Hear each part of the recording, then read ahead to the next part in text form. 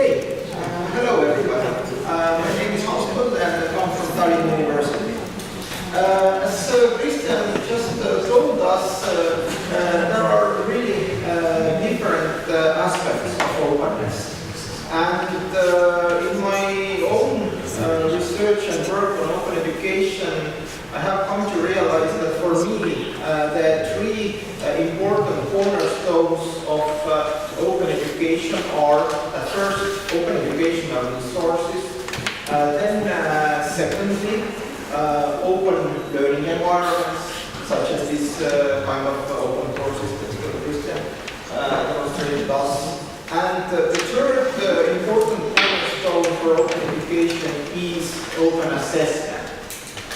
And I see that this open education community is now looking more towards this open assessment side, because there is already so much open content online. People could participate MOOCs instead of courses provided in their own universities. But what about recognizing all this learning that happens outside university? A few words about myself too. I am a lecturer in Tallinn University in the Institute of Informatics, and I teach mostly in the Educational Technology Master's program that we have. And I'm also a doctoral student in OLRO University in Helsinki, and my research is mostly about designing online learning tools for open education. So I'm a teacher and a design guy. And today I'm going to talk about our recent experiments with open badges. So what are open badges? Basically, open badges are digital images that are used to recognize all kinds of skills and learning. And this initiative has been started by Mozilla Foundation a few years ago. And they have built specification and technical infrastructure for giving out these open badges. Basically, badge is a digital image, PNG file that has some encrypted information. There is written the name of the badge, the description, who has issued this badge to the learner, when this badge was issued, how long it is valid, and so on. So some very basic information is encrypted into this digital image. And the badge system works so that basically anybody could give these badges to learners. It could be a university that gives badges at the end of the course. It could be some other organization, or it could be simply any teacher or lecturer who is having courses online. There's some software that's used to give out these badges. It can be done with Moodle. There are some other tools. Now, when the learner has received a badge, he or she can accept this badge, and it goes into Mozilla badge backpack. This is a system where you can collect all the badges you have earned. And in this backpack, you can organize these badges into different collections, and then you can decide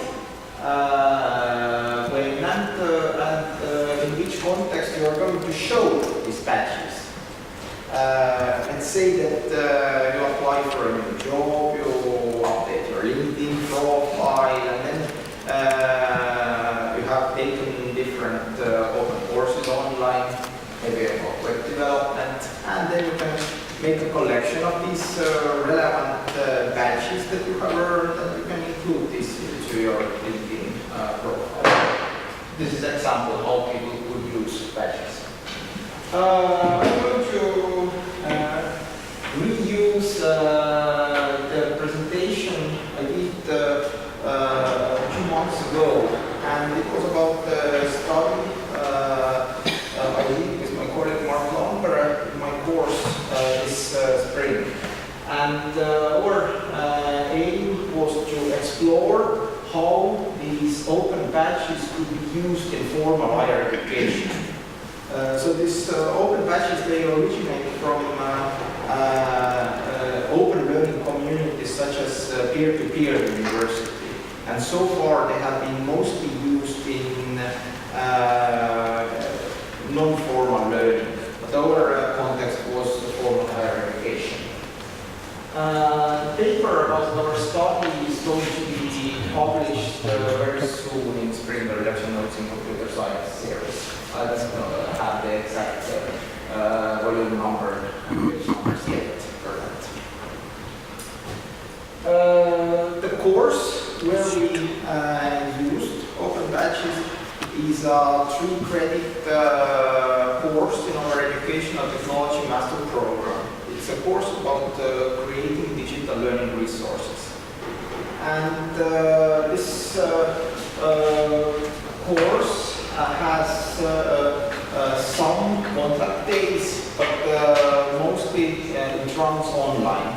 And we are using this format of a blog-based course, which means that we have a course blog, and then all the participants have their personal blogs.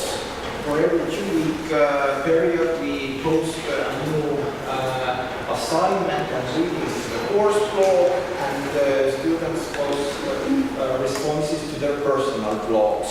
And we also have developed a special tool named EduFeeder for aggregating all these blog posts and discussions that take place in the form of comments. And typically every year we have about 20 students who take this course. Now, in this kind of open learning environment, there are some issues related to assessment. At first, in our courses, we are using completely open learning environment. We do not have any private space. And grading is something that you simply can't do in a completely open environment. So far, I have just sent once or twice in the middle of the course emails to all the learners that so far you have so many points for the assignments. But it's just a lot of manual work for me. And another problem related to assessment is that sometimes we also have these informal participants in our courses who don't get university credits for the course. And it would be nice to recognize their learning somehow. And often these informal participants, they do not take the whole course, but they only participate in 1 or 2 topics that they find interesting for them.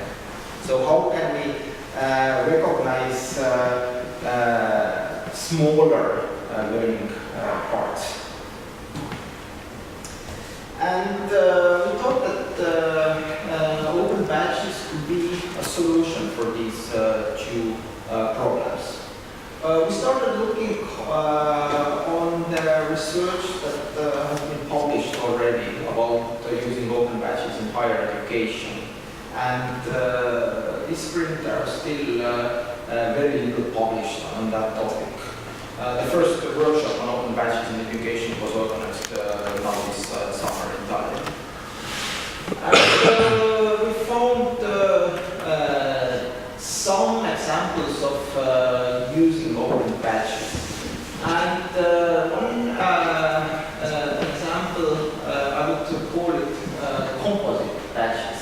The idea is that students will do a number of similar kind of assignments, and then they will get one batch based on that.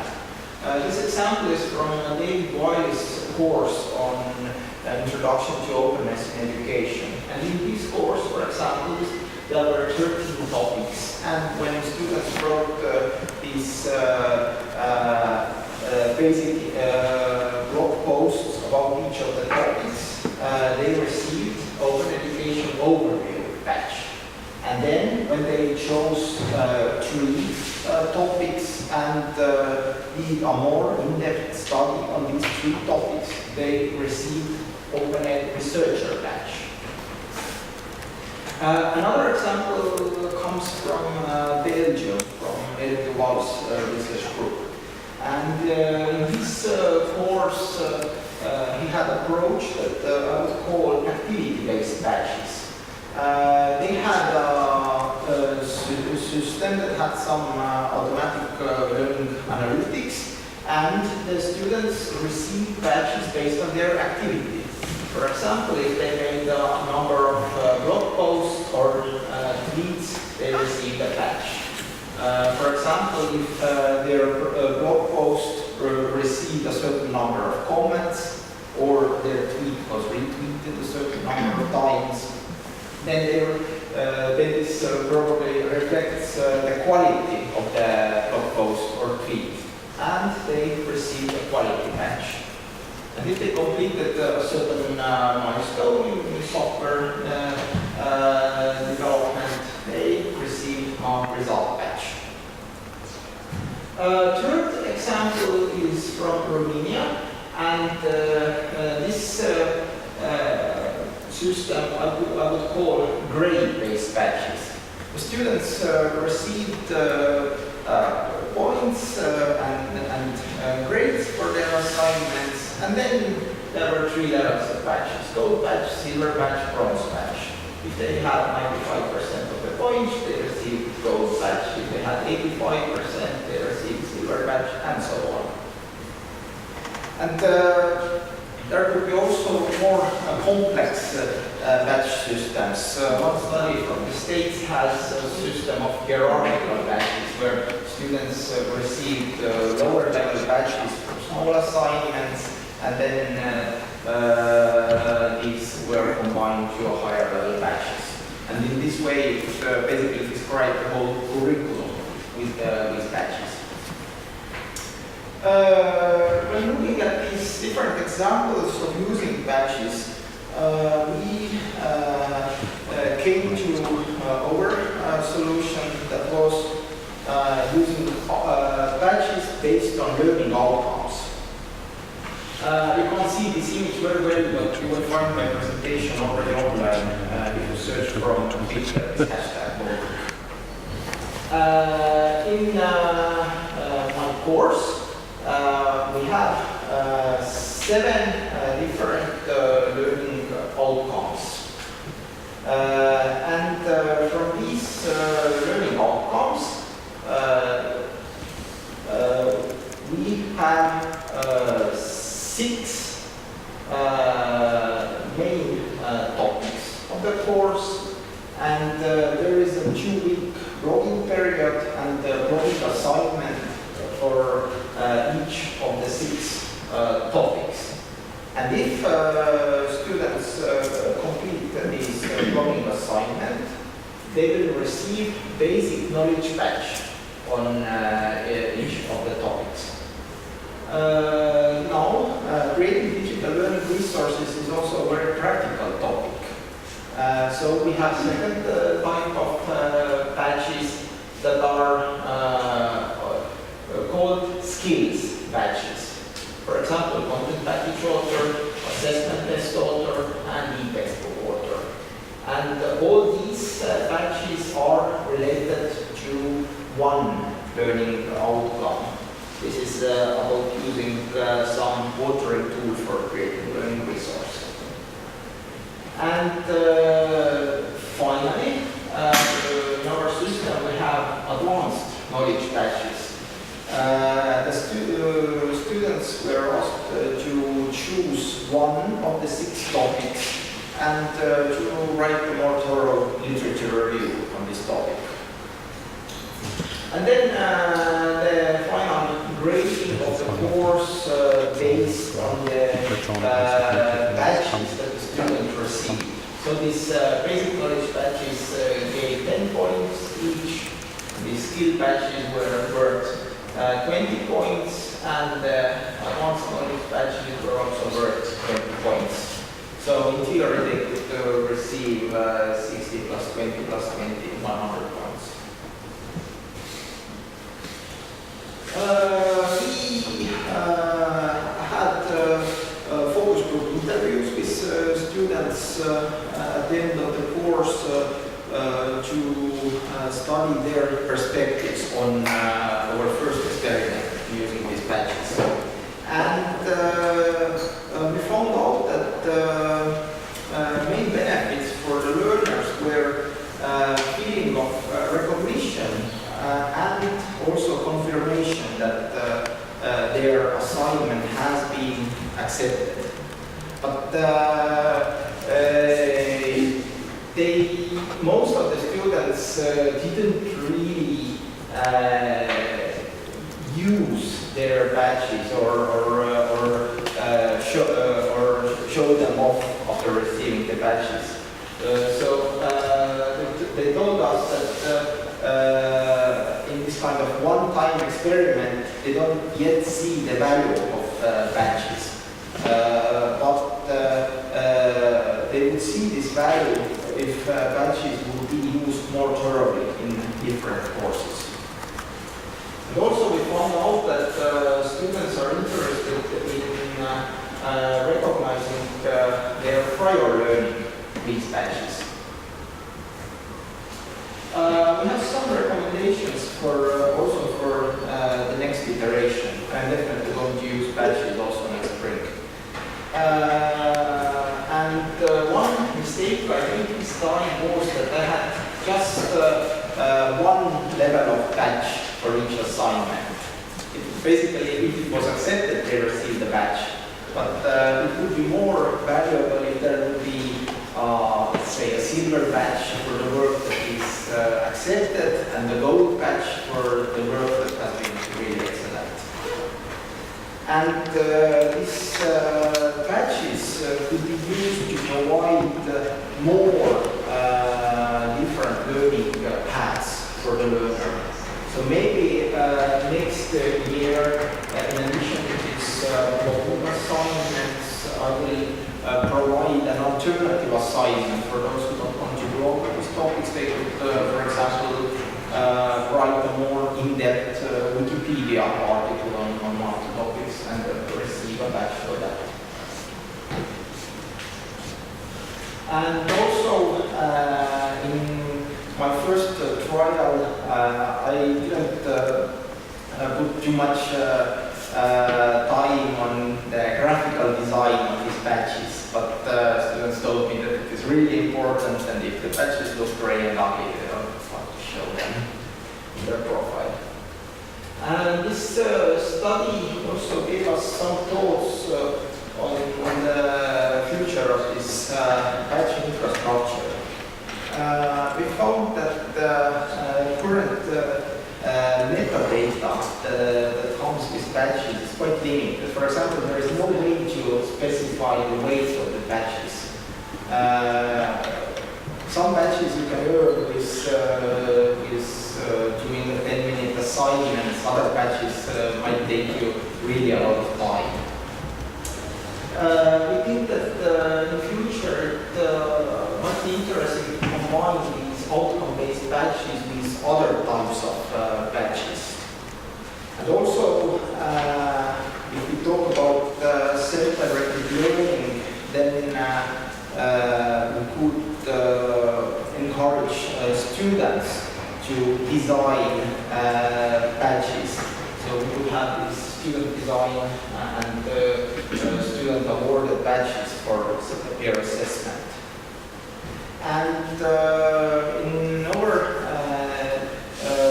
courses, we use a method called personal learning contracts, where students set their own personal learning goals. And these could be combined really well with badges.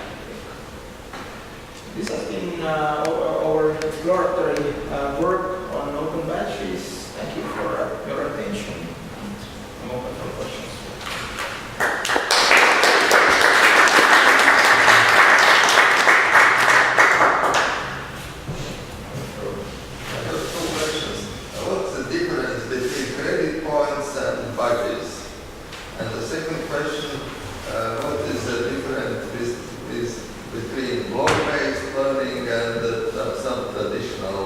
e-learning in virtual learning environment? Well, credit points are formal, batches are informal. That's the first. But it means but there is no difference. It's just like a teacher painting a smiley under your homework. More legal batches. In a way, yes, but credit points really don't show what is behind. Grades show. These are open grades. But it's a well more structured credit points, you say. It's illegal. It's not illegal badges. They are still legal. Yes, the badges they show really what has been learned. With credit points are just 3 easy yes or 5 easy yes. You have to dig deeper into course programs to find out what's behind there. And the second question was about the difference between traditional courses and block-based courses. What do you mean the block-based learning? Sounds well. When we mean courses, online courses that take place in blocks, not in a traditional learning management system like Moodle, but in open learning environment where learners use blocks. Okay, I had one comment. I have a question. It seems that the validation between different countries of formal grades is rather complicated and often gets stuck in the university system. Is it possible to use open batches in some or to increase Nordic and Baltic cooperation on Boldic projects? Issue batches, and could that be increased to use information about Boldic project? Could it be used to increase cooperation between all partners? Yes, definitely. We see this already now problem in university that students take MOOCs, but there's no way to transfer these MOOCs to university. Your emails go directly to the spam folder. I have a question about the blocks. Is there anything evaluating these blocks, or just you are counting numbers? There was one batch given for the responses to the blocks or something like that. Well, we are evaluating these blog posts just as you would evaluate any other assignment. So, but it means that some blocks are recognized as valuables and others are said not pass. Is it this way? Yes. If the blog post is not satisfactory, then I will send a personal email to the learner that is studying your work was not satisfactory. You have to improve. Thank you so much for your very great presentation and overview of open badges. But at the moment, the problem is that almost all educational institutions spread out their own badges.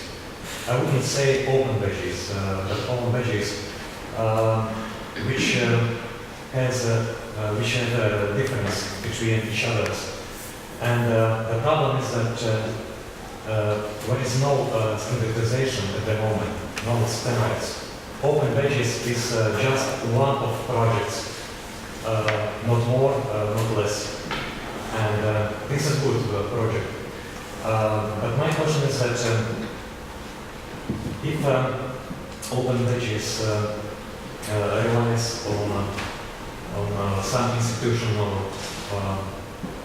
learners' achievements, of course, first of all, is a question about reliability of these badges. And secondly, is it maybe possible to connect these badges with outcomes of e-portfolio systems or operating or acting in e-portfolio systems? That's a good point, and we see that in a way this learner blog is also like an e-portfolio that is showing off his or her work. Of course, it's not a standardized e-portfolio, but This is a reflective part of the portfolio. exactly. And so the portfolio can give this some part of competence level.